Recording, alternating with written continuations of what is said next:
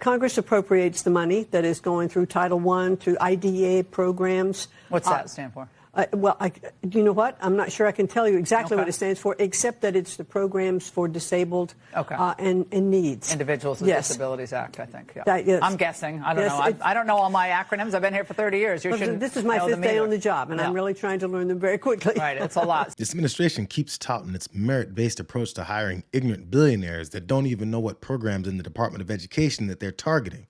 And Laura Ingraham is like, how should I know? All I do is attack whatever Trump wants me to. So for the painfully unqualified Linda McMahon, here's some other things that she has no idea she's targeting. The U.S. Department of Education provides a lot of important functions.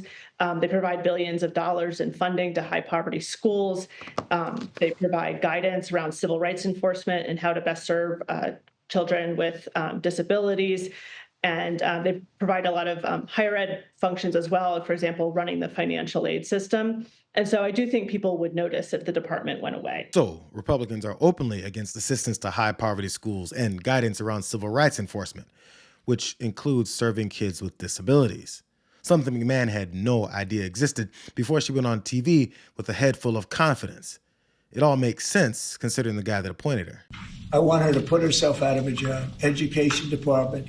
So we're ranked number 40 out of 40 schools, right?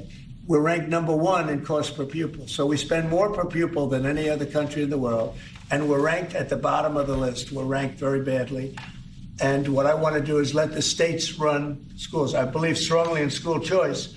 But in addition to that, I want the states to run schools. And I want Linda to put herself out of a job. This guy either hasn't thought about it longer than a second or simply doesn't care that the reason we might rank pretty low on education is because of the way some states, mostly Trump voting states, deal in education.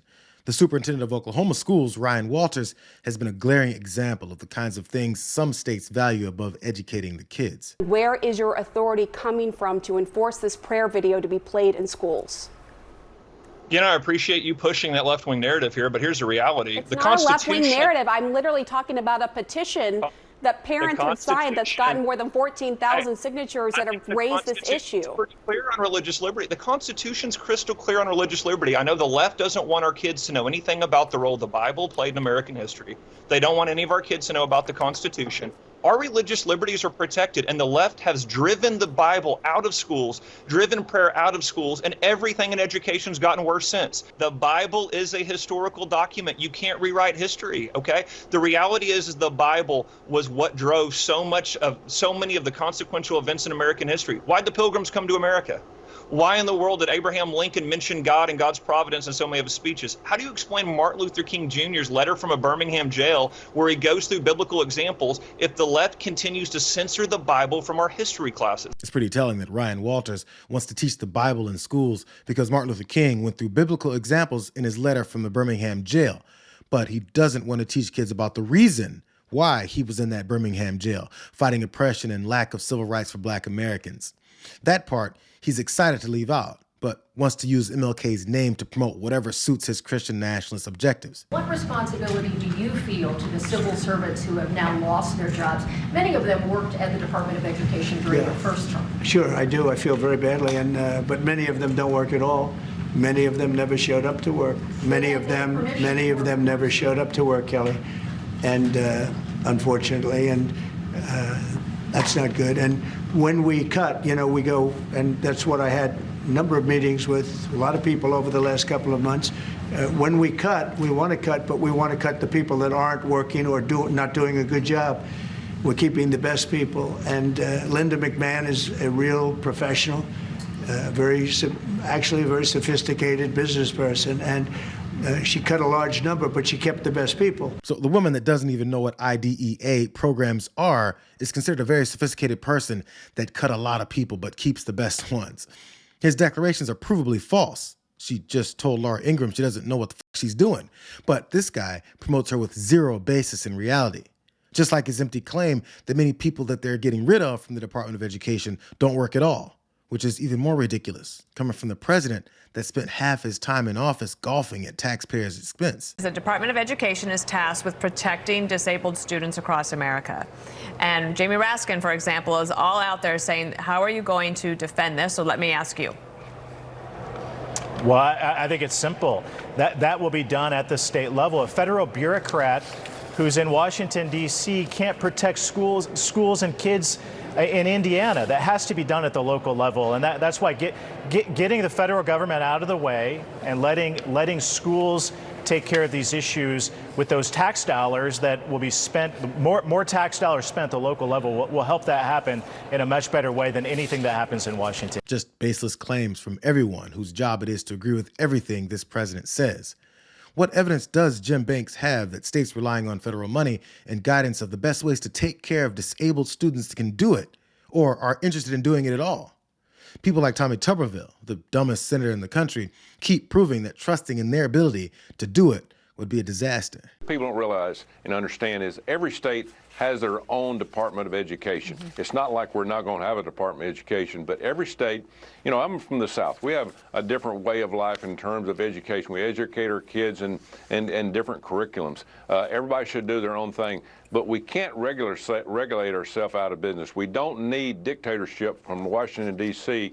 to people in Georgia or South Carolina or Montana or California. Let us teach our kids the way that we want to teach them. Tuberville wants states to teach kids any way that they want, but unsurprisingly, his favorite president doesn't agree when it comes to states that disagree with him. We're going to take the Department of Education, close it. I'm going to close it. Here's what bothers me about that. So let's say you have a liberal city, let's Los Angeles, San Diego, and they just decide we're going to get rid of that history. We got new history. This is America built off the backs of slaves on stolen land. And that curriculum comes in. Then we don't send them money. Unapologetically hypocritical. That's the energy of unearned confidence passed off as superiority over others that this president embodies.